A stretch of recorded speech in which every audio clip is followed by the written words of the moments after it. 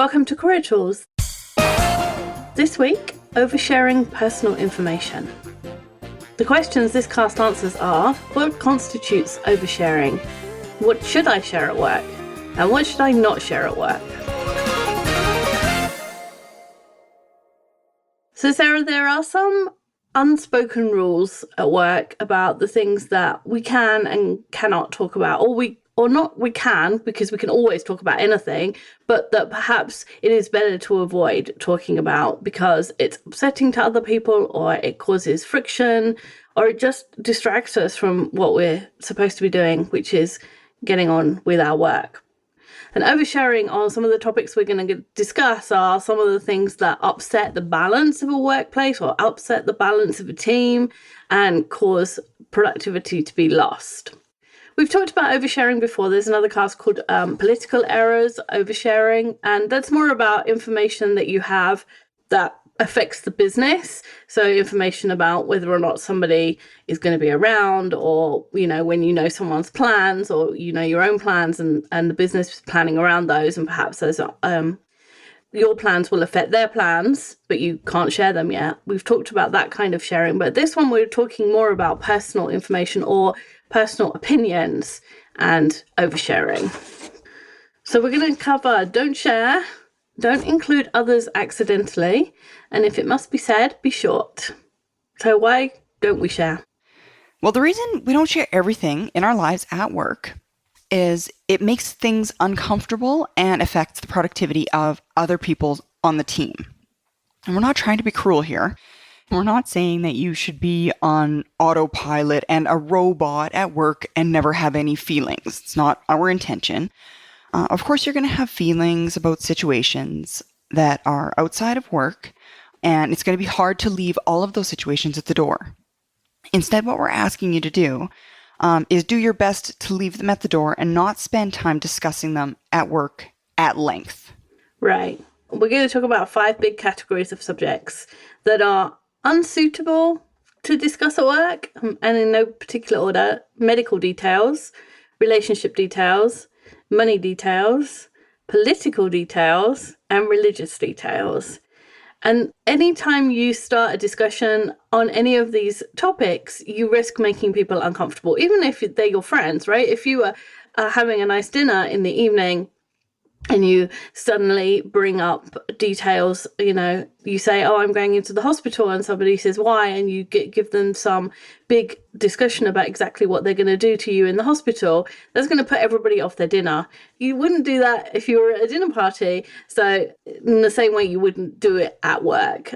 People don't want to hear details of your relationship. Your best friend, of course, you discuss the ins and outs of your relationship with your spouse.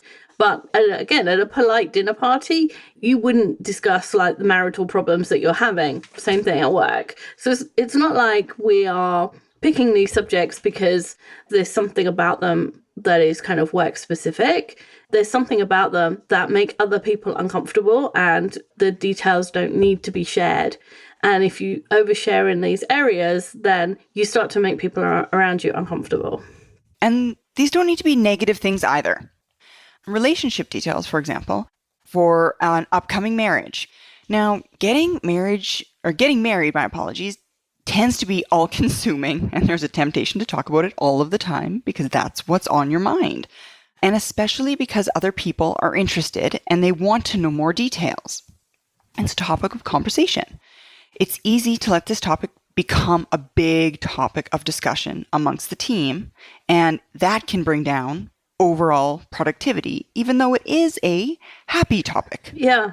I remember people buying houses as well. That when I worked in an office, whenever somebody was buying a house, that seemed to be the only thing anybody could talk about. And you would hear these long phone calls with the solicitors or with the estate agents, and they would put an offer on a house and then not get the house and be upset, and then they'd be excited because there was another house, and so on. And for weeks it seemed like the productivity of the team revolved around how this house buying thing was going for one person. And everyone has a story to relate to that story. That's true, yeah. Oh, everyone. So it just snowballs. It does. And with no time at all, you've spent an hour discussing house stories or home buying stories, and no work's got done. Even if you're talking about something happy, there might be someone in the team for whom that subject is unhappy. So then you might be talking about getting married and being very excited about that, but there might be somebody in the team or around you whose marriage isn't going so well.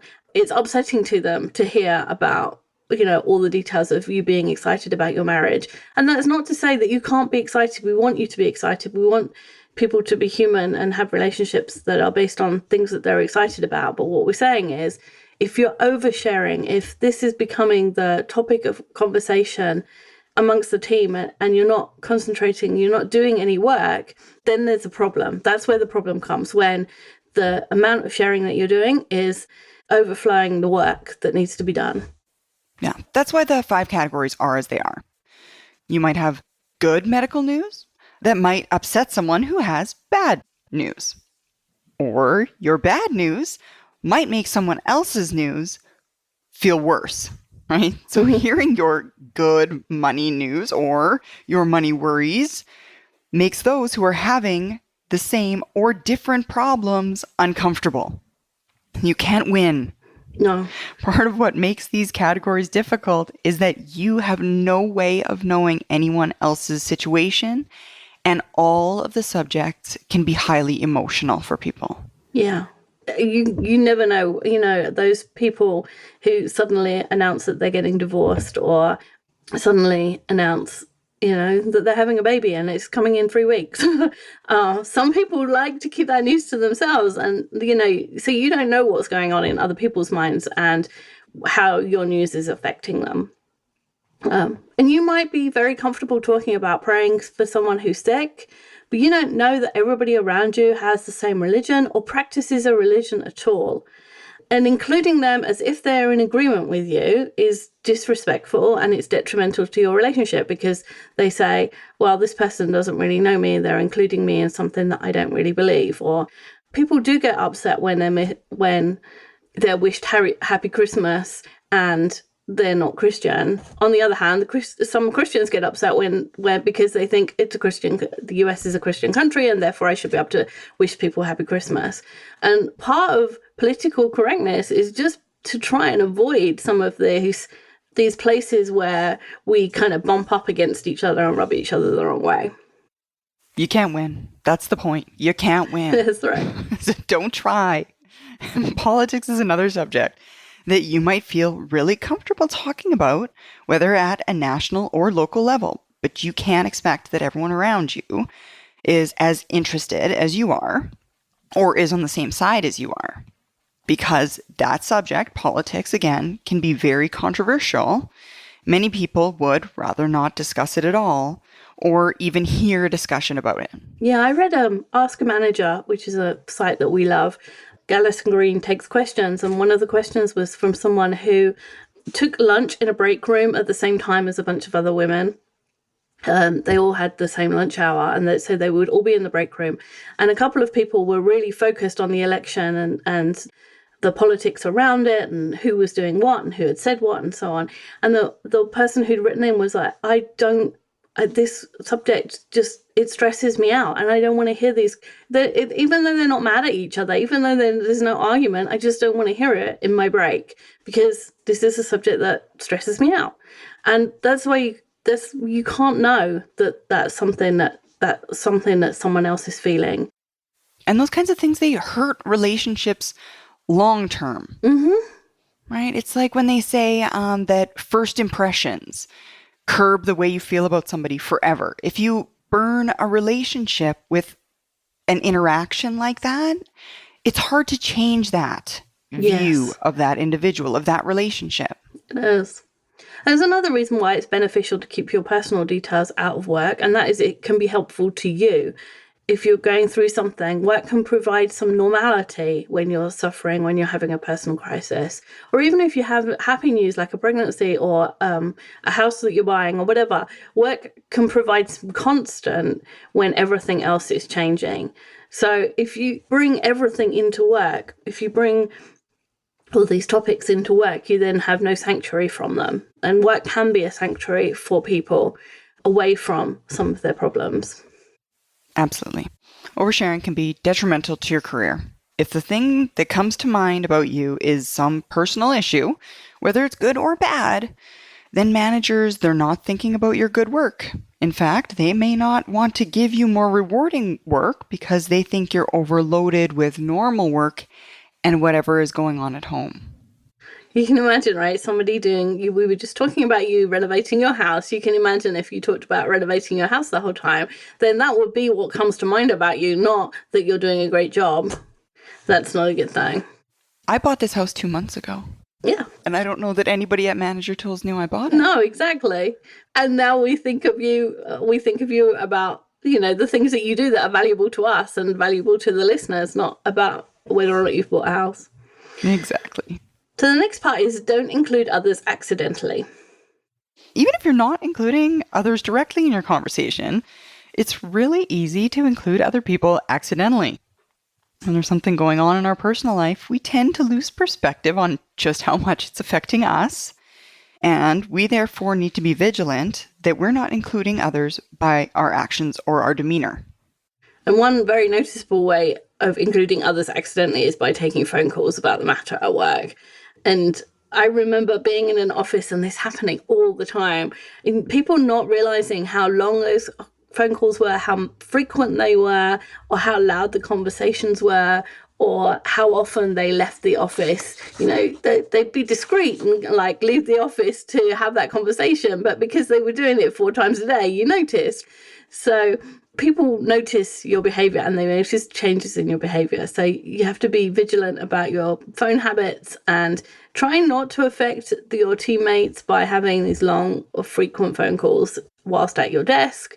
Or if it's email, you're doing email to correspond with someone, that you're not leaving your other emails to fester and you're not getting work done.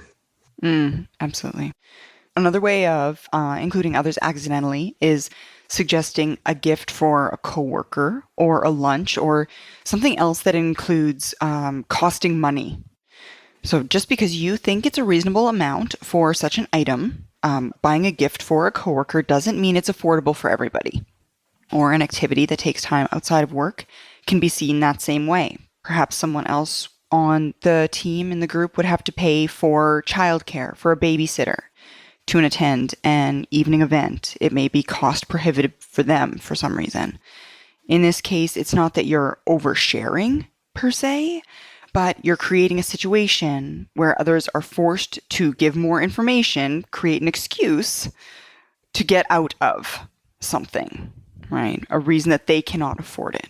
Yeah, this comes up a lot when you look at career websites. People saying, oh, it's the done thing that we all put $1 in for, or $10 in for a birthday gift for everybody. But there's 10 people on my team, and that's $100, and I don't have $100 to spend on that, which is discretionary when I could spend it on my family or whatever. It comes up a lot, and you force people to overshare by doing that. So have to make all of these things voluntary. And managers, if you're oversharing in any way, whether they're oversharing personal information, whether they're talking too much about or spending too much time on some personal issue, or if there's, something that they're organizing that somehow excludes people, then you can absolutely tell them to stop doing that, give them feedback about it.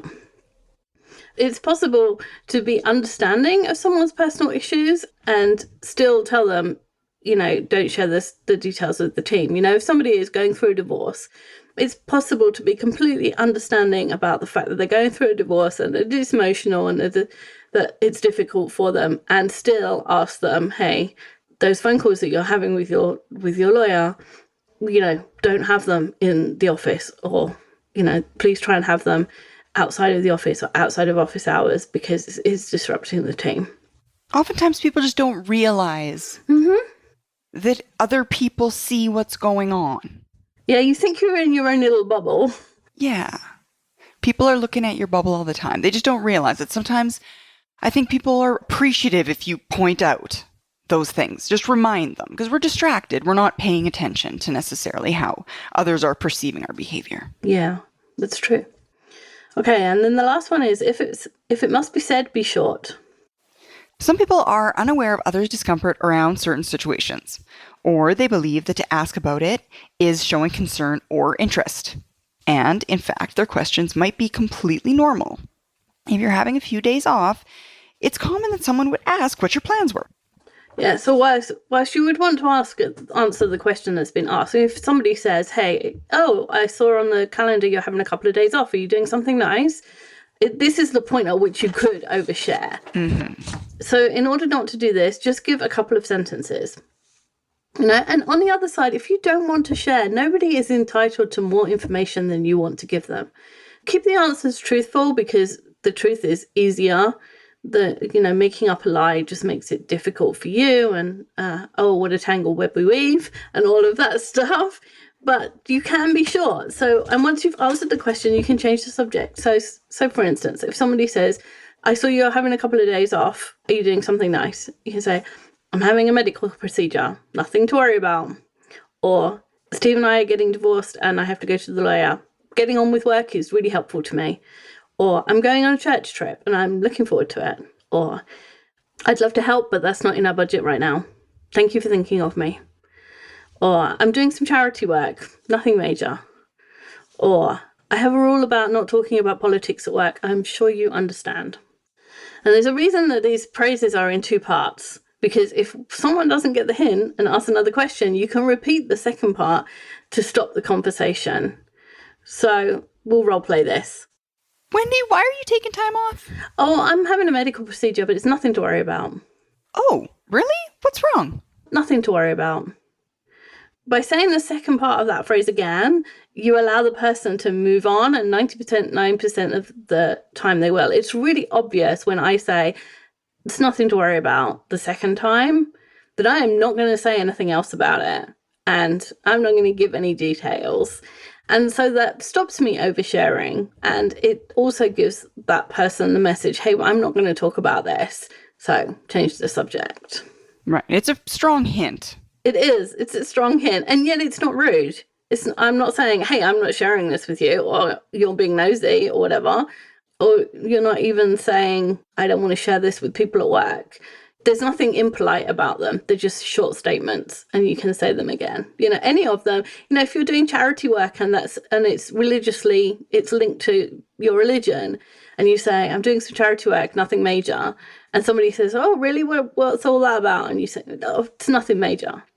They can't ask again. It stops them being able to ask again. And, we've said religion is one thing that people get heated about or rubs people the wrong way. And perhaps if you're going to do missionary work, other people might not see that as a good thing. And so instead of saying deliberately, oh, I'm going to be a missionary or I'm doing missionary work, you just say, I'm doing some charity work, nothing major. It just ceases the conversation and just keeps it to a very small part. It doesn't let it overflow the work. And one of the reasons we work so hard on our relationships at other times is so that moments like this won't damage the relationship too much, right? If you don't share, people can be upset. But in general, if you have good relationships, they're going to be respectful of your answers. Okay, if she doesn't want to talk about it, that's totally fine. Yeah. And some people will still feel like, oh, I wish she'd say something. I'm interested, or I want to know more because I care about them. And if you have that kind of relationship, if you're friendly outside of work and you have that, then they'd already know, right? We're talking about people who are on your team or who work with your team who, you don't want to share it with, or if you share it, it will become this big thing and overshadow the work. And we're not talking here about your boss. You probably need to give more information about circumstances that affect your work to your boss, depending on what that circumstances is. For example, if you're getting married, your boss probably doesn't need to know, what are the wedding colours and what are the favours that you're making. But of course, they would deserve information about time you want off ahead of the wedding to deal with the arrangements. If you know that you're going to have to go to classes in the church before you get married, and that means you leaving early for 4 weeks in a row on a Wednesday, you owe your boss that the information as to why you're asking for time off. In the same way, knowing about your health, if you've got a health problem and that's going to affect the way that you're working and it's going to affect it over time, then your boss probably needs to know, yes, what the problem is and what the prognosis is and how you expect it to unravel. That's different to what the rest of the team needs to know. And if between you and your boss, you decide the team needs to know something because they're going to have to cover for me, then you can then you can sort out the level at which you want to have that conversation, which is not oversharing. In summary, oversharing of information does not help you or your team. There may be a benefit to you in sharing detail of what's going on in your private life, in that you're relieved of some kind of burden. However, the distraction that it causes outweighs the benefit. There's an effect on your work and the perception of you that others have and the effect of the productivity on the team. Oversharing always has a negative effect overall. So, don't overshare. Thanks, Sarah. Thank you. Bye, everyone. I hope that was useful. We'll be back next week.